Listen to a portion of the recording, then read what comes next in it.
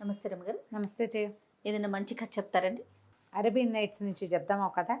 ఇది కొంచెం పెద్ద కథ, 2 భాగాలుగా చెప్తాం. షూర్. 3 యాపిల్స్, ఓ 3 యాపిల్స్ కథ. ఓకే. ఈ హారూన్ అల్ రషీద్ అని ఆయన కథలు, ఖలీఫా కథలు చెప్పుకునే వాళ్ళం కదా. ఖలీఫా హారూన్ అల్ రషీద్ ఖలీఫాగా ఉన్నప్పుడు ఆయనట ఒకరోజు ఊళ్ళో అంతా తిరిగి రావాలని అనుకున్నాడు. ప్రజలు అసలు ఎవరి గురించి ఏమనుకుంటున్నారు, రాజులకి కామన్ కదా. అయితే ఈయనకి మంత్రి వజీరు జాఫర్ అని ఉన్నాడు. ఆ జాఫర్ని కేకేశాడు, పిలిపించి జాఫర్, మనం ఊళ్ళో తిరుగుదాం, మన అధికారుల్లో ఎవరు లంచగొండ్లో, ఎవరు మామూలు వాళ్ళు, ఎవరు సరైన వాళ్ళు మనకు తెలియటం లేదు, పరిపాలన కుంటుపడుతోందని నాకు అనుమానంగా ఉంటుంది, ఒక మాట చూద్దాం, వెళ్ళాలి, ఇలా అప్పుడప్పుడు వారానికి ఒకసారి వెళ్దామని చెప్పాడు. పొద్దుటిపూట ఉదయకాలం రేపు వెళ్దామన్నాడు. ఉదయకాలం గిమాజులు ముగించుకుని చక్కగా అల్పాహారం సేవించి ఈయన ఒక బానిస తోడురాగా, ఆయన వాడు ఎవరంటే కొంచెం బలాఢ్యుడు, నల్ల బానిసలు ఉంటారట వాళ్ళకి. ఓహో. ఏదైనా రాజు మీదకి ఏదైనా వచ్చినా వాడు కత్తి దూయగలడు, భారీ బలాఢ్యుడిని ఒకరిని పెట్టుకుంటారు. అతను మన ఖలీఫా, తర్వాత ఏమో జాఫర్, ఇది ముగ్గురు మారువేషాలు వేసుకుని, వీళ్ళిద్దరు మారువేషాలు అంటే వాళ్ళు రెగ్యులర్ అటైర్లో ఉంటే తెలిసిపోతుంది, ఏవో మామూలు బట్టలు కట్టుకున్నారు. వీళ్ళతో పాటు బానిస కూడా బయలుదేరాడు. వీళ్ళు ఆ రోడ్లు ఈ రోడ్లు తిరుగుతుంటే ఒక ముసలాయన కనపడ్డాడు, ఒక ముసలి బెస్తవాడు, జాలరాయన. నేను ఏదో పాట పాడుకుంటూ వెళ్తున్నాడు. ఆ పాట వింటుంటే ఈ ఖలీఫాకి ఏమనిపించింది, వీడు దీనంగా పాడుతున్నాడు, ఏడవకుండా పాడుతున్నాడు, అంతే పాపం. వాడికి ఆహారానికి లేదో డబ్బులకు లేదో ఏదో బాధ. పెద్ద చేపలు పట్టే వల, కనీసం చిన్న చేపలైనా దొరుకుతాయేమో అని ప్రయత్నం చేయడానికి చిన్న బుట్ట లాంటివి ఉంటాయి, అవిటా వేసి కూర్చుంటే జారిపోతున్న చిన్న చేపలు అందులో ఇరుక్కుంటాయి, అటువంటిది ఒకటి, ఇవి పట్టుకుని ఉన్నాడు. అయితే పలకరించాడు ఖలీఫా అద్భుతవాణి. ఏమిటో నీ బాధ, అంత దీనంగా పాడుతున్నావు అన్నాడు. ఏం దీనంగా ప్రభు, ఎక్కడా ఒక్క చేప పడలేదు, 3 రోజులయ్యి, పాతవేవో తిన్నాం, ఏమీ లేదు, ఈ పూట ఏదైనా పట్టుకెళ్తేనే ఇంటికి బాబు, ఇంకేమీ లేదు అన్నాడు. అనేసరికల్ ఈయనన్నాడు, సరే పద, టిగ్రిస్ నది దగ్గరికి వెళ్దాం, నీకు ఏం పడినా సరే 100 దినారాలు ఇచ్చి నేను కొంటా, నీ చేతికి డబ్బు వస్తుంది అంటే ఒక చేప అయినా కొంటామన్నాడు. ఒక చేప కదా, అరచేప, పిల్ల చేప అయినా కొంటాను, నీకు సహాయం చేయాలనుంది, నువ్వు కష్టపడి పని చేసుకునేవాడి, నేను ఉచితంగా 100 దినారాలు ఇచ్చాననుకో ఫ్రీగా వచ్చిన డబ్బు నీకు అరగదు. ఓకే. ప్రజలకు కూడా, జనాలందరికీ ఏం సందేశం వెళ్తుంది, ఎవడో ఒకడు ఉచితంగా ఇచ్చేస్తే బాగుండు అనిపిస్తుంది. ఉచితాలు అలవాటు చేయకూడదు చూడు, అంతేగా కదా. ఉచితం అలవాటు చేస్తే ఏముంది, ఏదైనా సరే మాకు అది కావాలంట. నువ్వు పని చేయి, ప్రయత్నం చేయి, నీ ప్రయత్నం వల్ల ఏ ఫలితం వచ్చినా నేను దానికి ఉంటా. ఎంత బాగుంది చూడు, రాజులు ఇలా కదా ఉండాలి. సరే వెంబడి పెట్టుకుని నలుగురు టిగ్రిస్ నది దగ్గరికి వెళ్ళేసరికల్లా వాళ్ళ వేసి కూర్చున్నారు చాలాసేపటికి. ఒక గంట తర్వాత వాళ్ళ ఏదో బరువు ఎక్కింది, బరువుగా ఉంది, లాగుదాం అన్నాడు. ఆ ముసలి బస్తవాడి వల్ల కాల. ఆ బానిస మంచి జమాజెట్టి బానిస ఉన్నాడు కదా, వాడు బలంగా లాగేసరికల్లా ఆ వాళ్ళలో పెద్ద పెట్టె ఒకటి పడింది. దానికి గుళ్ళాలు తాళాలు కూడా ఉన్నాయి. ఆశ్చర్యపోయారు, ఇదేమిటి ఇలా పడింది. సరే అదంత బరువు ఉంది కాబట్టి, ఏదో చేపలు పడితే 100 దినారాలు ఇస్తానన్నాను, ఇంత బరువు ఉంది కదా, మరి 200 ఇస్తానని చెప్పి మన ఈయన ఏం చేశాడు ఖలీఫా, 200 దినారాలు ఇవ్వు జాఫర్ వేడికి, ముసలాయనకి అని ఇప్పించేశాడు. 200 ఇచ్చాక బానిస్తోటి అన్నాడు, ఒరే ఇక్కడ కూర్చుని ఏం చేస్తాం, ఈ పెట్టి ఇక్కడ ఓపెన్ చేయొద్దు, మనం భవనానికి వెళ్ళిపోదామంటే ఆ బానిస డబ్బాని, ఆ బాక్స్ని భుజానికి ఎత్తుకున్నాడు. అతను వెంట నడుస్తుండగా ఖలీఫా గారు జాఫర్ గారు ఇద్దరు కలిసి రాజభవనానికి వెళ్ళిపోయారు. సరే ఇంకా మధ్యాహ్నం అయింది, అంతే. మధ్యాహ్నం ఆ తాళాలు ఓపెన్ చేసేవాడిని ఒకరిని కేకేశారు. వాడు అలాగా తాళం తీశాడు. అది తీస్తే ఒక పెద్ద పెట్టె, దానిపైన ఒక తాటాకు బొట్టు ఉంది, తాటాకు చాప లాంటిది ఒకటి, అంతది. తాటాకు చాప అంతా ఎర్రగా అయిపోయింది. తాటాకు చేపలు ఏ రంగులో ఉంటాయి, ఎండిపోయిన తాటాకు రంగు అంటే కొంచెం లేదా గోధుమ రంగులో ఉండాలి కదా, ఇదేమిటి ఎర్రగా ఉంది, ఇదేమిటి అని అది తీశారు. తీస్తే దాని కింద 19 ముక్కలుగా నరకబడిన ఒక అమ్మాయి శరీరం కనపడింది. ఆవిడ మేలు ముసుగు ధరించి ఉంది, ముసుగుతో సహా ఎట్టా ఉన్నదాన్ని అట్టాగే నరికేశారు. అందులో ముఖం కూడా కనపడుతుంది, మెడదాకా ఒక ముక్క మొహం ఎంత బాగుందో. ఏ 25-30 ఏళ్ళో 30-32 ఏళ్ళు ఉంటాయి, అంతకంటే ఉండవు. పిల్లల తల్లి అయి ఉండేందుకు అవకాశంగా కనపడుతోంది. పెళ్ళిగాని పిల్లల్లే లేవు ఆ వస్తువులు ఒంటి మీద ఉన్నవి, బంగారంతో సహా పెట్లో పెట్టేశారు. ఆ తాటాకొద్ది దాని మీద కప్పారు. ఈ నెత్తురు చారలు పడి అదంతా రంగు మారిపోయింది.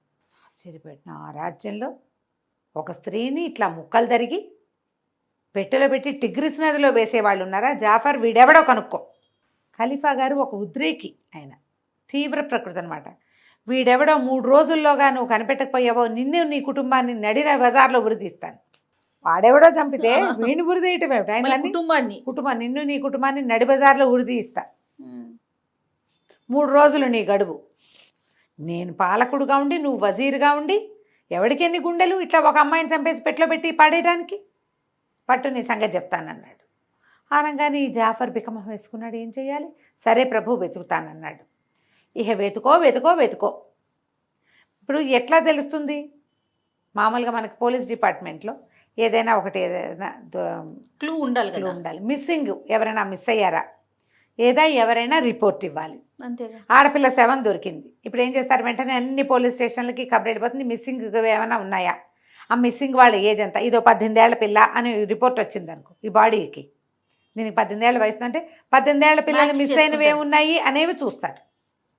ఈ పిల్ల తెల్లగా ఉందనుకో, తెల్ల పిల్లలు ఎంతమంది ఉన్నారో చూస్తారు. లేదా దీని బారెడు జడ ఉంది, బారెడు జుట్ల వాళ్ళు ఉన్నారా లేదా, దీని మచ్చలు చుక్కలు ఇది పద్ధతి. ఓ శవం దొరికింది ఓ పెట్లో, దాన్ని చంపిన వాడెవడో కావాలంటే ఎట వస్తాడు? ఇక 3 రోజులు నానా బాధ పడ్డాడు జాఫర్. ఇక్కడ పనులన్నీ మానేశాడు, రోడ్ల మీద పడ్డాడు. ప్రతి దీంట్లో చిన్న చిన్నవి మన ఏమంటారు కార్ఖానాలతో సహా ఎవరైనా మిస్ అయ్యారా అని ప్రతి సందు గొందు ప్రతి మొహల్లా అన్ని చోట్ల కనుక్కున్నాడు. ఎక్కడా ఎవరు మిస్ అయిన దాఖలాలు లేవు. టిగ్రిస్ నదిలో పెట్టుంది అంటే ఖచ్చితంగా ఈ నగరం వాడే అయి ఉండాలి, బాగ్దాద్ నగరం వాడే అయి ఉండాలి. ఇంకో చోట నుంచి తెచ్చి అందులో పడేయలేరు కదా. సరే ఇది 3 రోజులు గడిచిపోయేసరికల్లా 4వ రోజు ఉదయమే తీయండి జాఫర్ని ఊరు తీసేయండి అన్నాడు. జాఫర్ కుటుంబాన్ని కూడా తీసుకొచ్చారు. జాఫర్కి ఊరు అనేసరికల్లా ఏమైంది?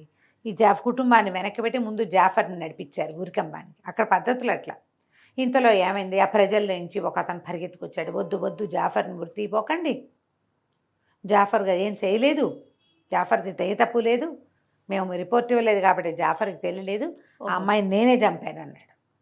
ఇంతలో ఒక ముసలాయన పరిగెత్తుకొచ్చాడు. కాదు కాదు అతను కాదు చంపింది నేను అన్నాడు. ఇద్దరు మేము చంపామంటే మేము చంపాం. జాఫర్ అమ్మాయి అనుకున్నాడు కానీ ఒకడొస్తే బాగుంది, ఇప్పుడు ఇద్దరు వస్తే మళ్ళీ మొదలు, మళ్ళీ స్టార్ట్ అయింది కొత్త కథ. అక్కడి నుంచి న్యాయాధికారులు వాళ్ళు వీళ్ళు చేరారు. ఖలీఫా కూర్చున్నారు. అడిగాడు ఏంటంటే ఇతను చెప్పాడు, నా భార్య అమ్మాయి మా కజిన్, ఈయనే దాని తండ్రి, నేనే నా చేతులతో చంపాను.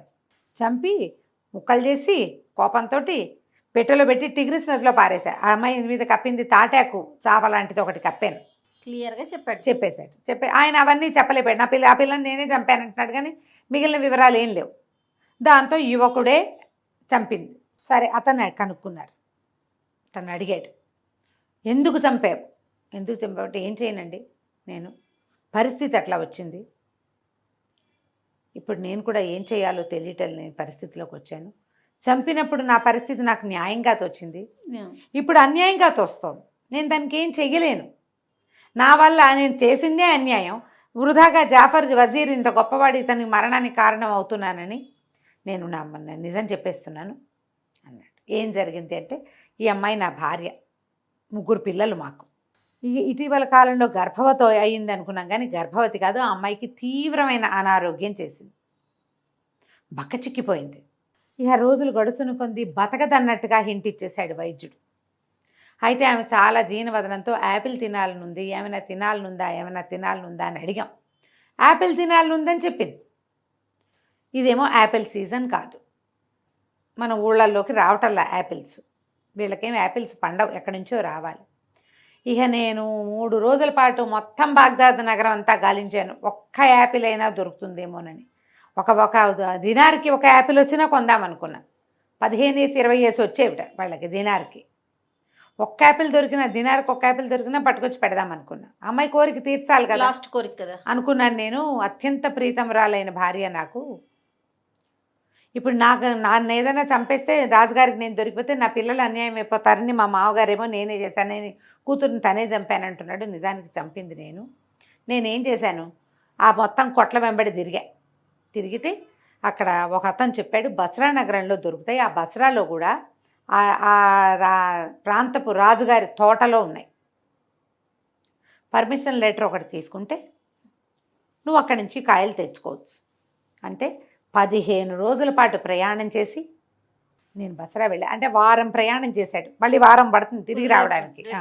వెళ్ళి పెద్ద అధికారులు ఎవరినో ప్రాపకం సంపాదించుకుని వాళ్ళతో ఉత్తరం రాయించుకుని ఆ తోటలో ఆఖరి పళ్ళు 3 ఉన్నాయి. 3 పళ్ళకి 3 దినార్లు చెల్లించి తోటమాలికి వాడిని బతిమలాడుకుని 3 పళ్ళు పుచ్చుకొని వారం రోజులు తిరిగి వచ్చాం. మొత్తం కలిపి 15 రోజులు ప్రయాణం. ఈ 15 రోజుల్లో నా భార్య ఇంకా నీరసించిపోయింది. ఆ 3 పళ్ళు ఆమె పక్కన పెట్టాను. ఆ పళ్ళు చూసి కూడా ఆమె మొహంలో వెలుగు రాల. ఎందుకంటే ఆ మాత్రం తిందామన్న ఊహ కూడా నశించిపోయింది ఆవిడికి.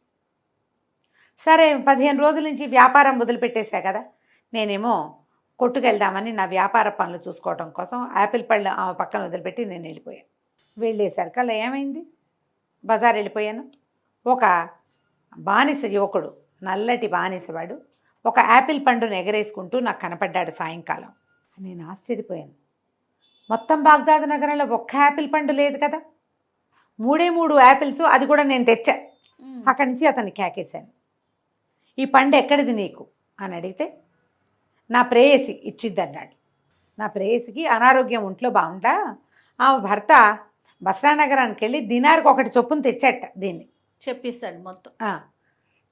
తెచ్చాడు, నా భర్త తెచ్చాట, 3 పళ్ళు తెచ్చాట, అందులో 1 ప్రేమగా నాకు ఇచ్చింది అని చెప్పి ఆ పండు ఎగరేసుకుంటూ వెళ్ళిపోయాడు. నేను నిర్ఘాంతపోయాను. ఆమె చావడానికి సిద్ధంగా ఉందని 3 యాపిల్స్ 15 రోజుల ప్రయాణానికి ఓర్చి 1 దినార్కి 20 యాపిల్స్ వచ్చేదాని చోట 3 దినార్లు పెట్టి 60 యాపిల్స్ రావాల్సిన చోట 3 యాపిల్స్ కొనుక్కొచ్చి పెడితే జబ్బుతో ఉన్న అమ్మాయి, వీడు దానికి మొగుడా ప్రియుడా, అమ్మాయికి జబ్బు కొంతకాలంగా 2-3 నెలలుగా తీసుకుంటోంది. అలాంటి స్థితిలో ఒక నల్లటి బానిస యువకుడు ఆమెకి ప్రియుడుగా ఉండటం ఏంటి, ఆమె పండు ఇవ్వటం ఏంటి, ఇంటికి వెళ్ళి నా భార్యని ముక్కలుగా నరికేశాను. నేను దాన్ని పెట్టెలో పెట్టి డిగ్రీస్లో పడేశాను అని చెప్పాడు. సభ అంతా ఆశ్చర్యపోయింది. ఎక్కడైనా ఉంటుందా ఇట్లా? అమ్మాయి హేల్ అండ్ హెల్తీగా ఉందనుకో, దానికో ప్రియుడో ఫ్రెండో ఇంకోటో ఏదో ఒకటి ఉండొచ్చు. ఇక్కడ పరిస్థితి ఏంటి, అమ్మాయి చావడానికి సిద్ధంగా ఉంది. అలాంటి స్థితిలో వాడెవడో పరాయి వాడికి పండిస్తుందా? జనం అంతా ఆశ్చర్యపోయారు. మరి ఇప్పుడు నువ్వు ఎందుకు బాధపడుతున్నావయ్యా, చంపేశావు కదా పెళ్ళాన్ని, అమ్మాయి ఇది మంచి పని చేయలే, చెడ్డ పని చేసింది, నీకు తెలిసింది, చంపేసి ముక్కలు చేసి పడేసావు, నువ్వేం ఆవేశంలో చేయలా, జరిగింది, అది బాగుంది, మరి నువ్వే దీనవదనంతో ఎందుకున్నావు అనేసరికల్లా నా దీనవదనానికి కారణం చెప్తాను ప్రభు అన్నాడు. అంటే రాజు అడుగుతున్నాడు, నువ్వు పశ్చాత్తాపడుతున్నావా, వృధాగా స్త్రీని చంపేస్తారని బాధపడుతున్నావా, ఎందుకు బాధపడుతున్నావు నువ్వంటే పొరపాటును చంపానని బాధపడుతున్నానని చెప్పాడు. ఏమిటి, నేను వెళ్ళాను ఇంటికి, 3 యాపిల్స్ ఆమె పక్కన పెట్టా కదా, అందులో 2 ఉన్నాయి ఆమె పక్కన, 3వ యాపిల్ ఏది అని అడిగాను, ఏమో నాకు తెలియదు, ఎవరు తీసుకున్నారు అని చెప్పింది. కోపంతో ఆమెను చంపేశా. ఇది ఇంత అనారోగ్యంతో ఉండి వాడెవడో నల్ల బానిస యువకుడికి యాపిల్ పండు ఇచ్చేసి కథంతా చెప్పి నా భర్త దినారానికి 1 పెట్టి తెచ్చాడని చెప్పి ఇంకోళ్ళకి ఎట్లా తెలుస్తుంది, ఈవిడ పక్కనే ఉన్నాయి యాపిల్స్. ఉద్రేకంతో చంపేశాను. చంపేసి టిగ్రిస్ నడిలో పడేసి ఇంటికి వచ్చేసరికల్లా నా కుమారుడు 10 ఏళ్ల వాడు ఏడుస్తున్నాడు. ఎందుకురా నాయన అంటే, నన్ను క్షమించు నాన్న, నేను చాలా పెద్ద పొరపాటు చేశాను అని తెగ ఏడ్చాడు పిల్లాడు. ఎందుకురా అని బతిమలాడితే, అమ్మ నిద్రపోతుంటే ఆమె పక్కన 3 యాపిల్స్ ఉంటే 1 యాపిల్ నేను తీసుకుపోయాను నాన్న బయటికి. తీసుకెళ్ళి స్నేహితులతో ఆడుకోవటానికి వెళ్ళాను, ఆట అయిపోయాక తిందామనుకున్నాను, జేబులో పెట్టుకున్నాను. అయితే మేము ఆడుకుంటుంటే మధ్యలో ఒక స్నేహితుడికి తీసి చూపించాను, మళ్ళీ జేబులో పెట్టుకున్నా. ఆ దారిని పోతున్న ఒక నల్ల బానిస యువకుడు ఒకడు నన్ను పట్టేసుకున్నాడు, నన్ను చాలా బెదిరించి భయపెట్టాడు, మా యాపిల్ పండు లాక్కుపోయాడు. నేను తప్పించుకోవడానికి ప్రయత్నం చేస్తూ, మా అమ్మకు ఒంట్లో బాగుండలేదు, మా నాన్న బస్రా నగరం నుంచి దినారం పెట్టి తెచ్చాడు ఒక్కొక్క కాయ అని చెప్పినా సరే అతను నా దగ్గర నుంచి లాగేసుకున్నాడు నాన్న. అయ్యో, ఇప్పుడు అమ్మకి నేనేం సమాధానం చెప్పను? అమ్మ గదిలోకి వెళ్ళటానికి కూడా భయపడి హాల్లోనే ఉన్నాను నాన్న సాయంత్రం నుంచి అన్నాడు. అమ్మ గదిలోకి వెళ్తే అమ్మేది అక్కడ ముక్కాచక్క అయిపోయింది మొత్తం. అక్కడి నుంచి నేను హతాశుణ్ణి అయిపోయాను ప్రభు ఈ మాట విన్నాక. ఇంతలో నా మామగారు వచ్చారు. నేను ఆయన పట్టుకుని కావలించుకుని ఏడ్చాను. ఆయన నాకు బాబాయ్, వాళ్ళు ఏదో బాబాయ్ పిల్లలు పెళ్లి చేసుకుంటారు, ఏవో ఉన్నాయి కదా వాళ్ళ లెక్కలు మనకు తెలియదు. నేను ఆయన కావలించుకుని ఏడ్చాను. నేను పొరపాటున నా భార్యని చంపేశానని ఆయన కావలించుకుని ఏడ్చాను. ఆయనేమో పోనీలే నాయన, ఎలాగూ చనిపోతుంది అనుకున్నావు, చంపేస్తే చంపేశావులే, నువ్వు బాధపడబోక, ఇప్పుడు ఎవరికి బయటికి చెప్పొద్దు, పిల్లలకి తెలియనివ్వద్దు, పిల్లలకి తల్లేటాగు లేదు, నువ్వు కూడా లేకుండా పోతావని చెప్పొద్దు కాక చెప్పొద్దని ఒట్లు ప్రమాణాలు వేయించుకున్నాడు. 4 రోజులుగా మహాదుఃఖ సాగరంలో మునిగిపోయి ఉన్నాం. మేము ఏం చేయాలో తెలియక, ఈ పాపాని నుంచి నేను ఎట్లా విముక్తి పొందుతానో నాకు తెలీదు. ఇంకో పెళ్లి చేసుకోకుండా నా భార్య పట్లే లాయల్గా ఉందాము, ఇంకా అదే నేను చేయగలిగింది అనుకున్నాను. ఇంతలో ఈ బాక్సులో దొరికిన, ఈ పెద్దపేటలో దొరికిన 19 ముక్కల శవము, ఆ శవంగా చంపిన వాడెవడో తెలుసుకోమని జాఫర్కి మీరు ఆజ్ఞ ఇచ్చారని, ఆ జాఫర్కి ఉరి వేస్తున్నారని తెలిసి జాఫర్ని రక్షించడానికి నేను పరిగెత్తుకొచ్చాను. నా వల్ల నా భార్య ఎలాగూ చనిపోయింది. ఇట్లా ఒక ఉత్తముడైన వ్యక్తి మరణానికి మేమెందుకు కారణం కావాలి? అందుకని వచ్చాను.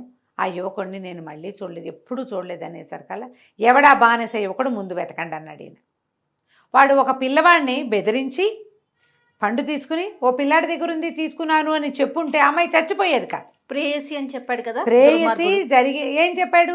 ఆ భర్త బస్రానగర్ నుంచి దినారం పెట్టి తెచ్చాడంటే ఇదంతా నిజమే కదా. అంతే కదా, అతను మాట్లాడిన మాటల వల్ల కదా ఈ హత్య జరిగింది. ఆ బానిసను ఎవరినో పట్టుకోమన్నారు. అక్కడి నుంచి జాఫర్కి మళ్ళీ వేశాడు ఆజ్ఞ. నా పాలనలో నువ్వు వజీర్గా ఉండగా ఇలాంటి ఒక ద్రోహం జరిగింది. బానిసలు అబద్ధాలు చెప్పకూడదు. అప్పుడు రూల్ అది. రూలు వాడిని చంపేస్తారు వెంటనే. వాడికి తీర్పులు గీర్పులు ఇలా కనుక్కోటాలు ఏముండవు.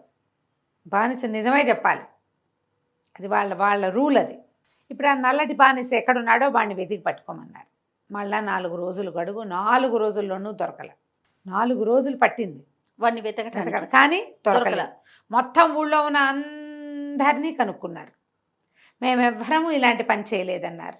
ఊరంతా బానిసలు ఉన్న వాళ్ళు ఉంటారు. ఇళ్లలో బలమైన బానిసలు, నల్ల బానిసలు పనిచేసేవాళ్ళు వాళ్ళు ఉంటారు.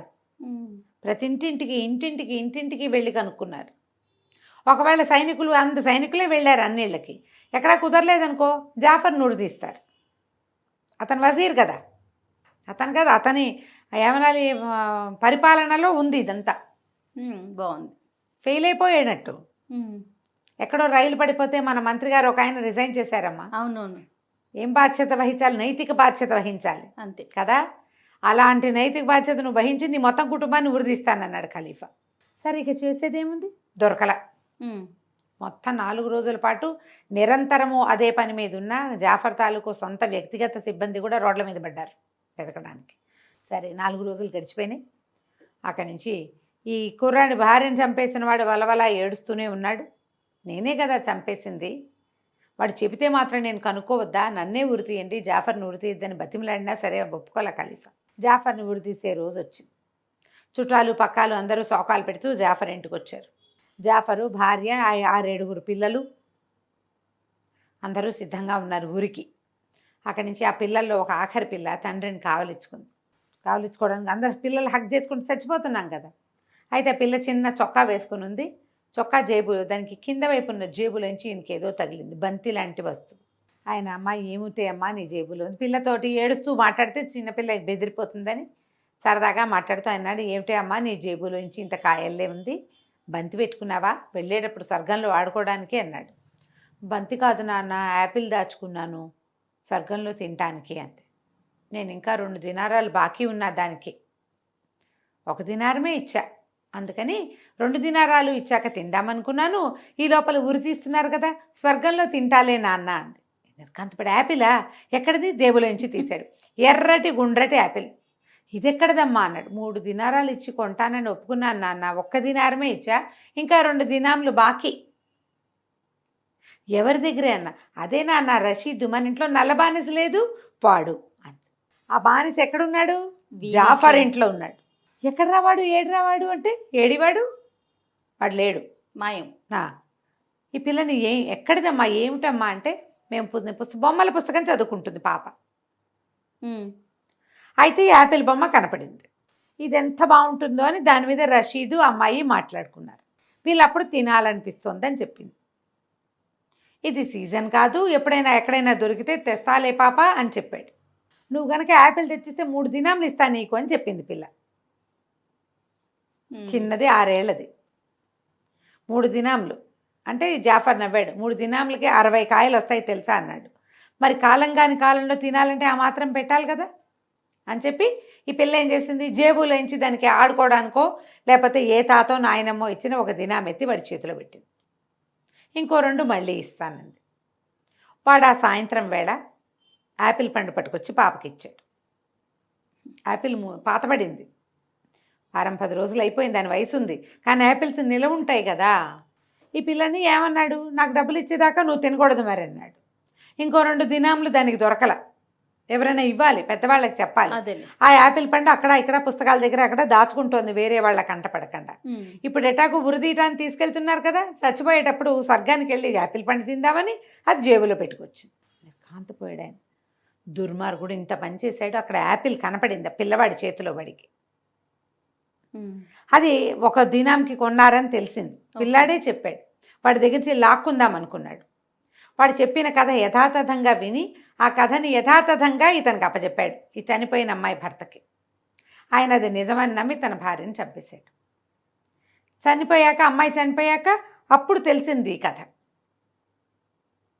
కొడుకు వల్ల ఈ పండు బయటికి వెళ్ళిందని ఏం చేస్తారు, ఇక చేసేదేముంది, రషీద్ కోసం వెతికారు. వాడు బాగ్దాద్ నగరానికి, బస్రా నగరానికి పారిపోయాడు బాగ్దాద్ నుంచి. అక్కడి నుంచి ఆ బస్రా కోసం ఎవరినో మనుషుల్ని పంపించి ఖలీఫా అన్నాడు. ఎంత విచిత్రమైన కథ, ఎక్కడొకటి తుంటు మీద కొడితే పళ్ళు రాలినట్టు, ఎక్కడో మొదలు పెడితే ఎక్కడో ఎండ్ అయింది ఈ కథ. ఎంత వింతైన కథ కాదా మరి. ఇలాంటి వింతైన కథలు ఎక్కడైనా వినేందుకు అవకాశం వస్తే నాకు తీసుకొచ్చి వినిపించు జాఫర్ అని చెప్పాడు.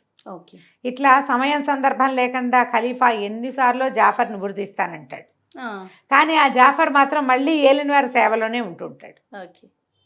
కథ కంచికి మనం ఇంటికి. చాలా బాగుంది రమ్య గారు. నమస్తే. నమస్తే జయ.